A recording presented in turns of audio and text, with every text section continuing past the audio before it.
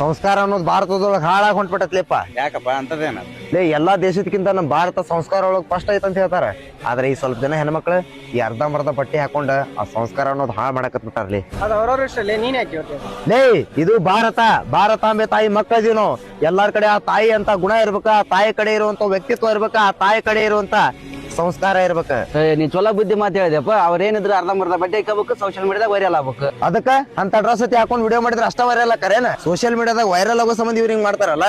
ಇಡೀ ಸಮಾಜಕ್ಕೆ ಹೆಸರು ತಂದಿರುವಂತ ನಮ್ಮ ಕಿತ್ತೂರು ರಾಣಿ ಚೆನ್ನಮ್ಮ, ಝಾನ್ಸಿ ರಾಣಿ ಲಕ್ಷ್ಮೀಬಾಯಿ, ಕಸ್ತೂರಿಬಾಯಿ, ಇನ್ನೂ ಎಷ್ಟೋ ಜನ ಅಷ್ಟು ತಾಯಿ ಅಂದ್ರೆ ಹೆಸರು ಮಾಡಿದ್ರ.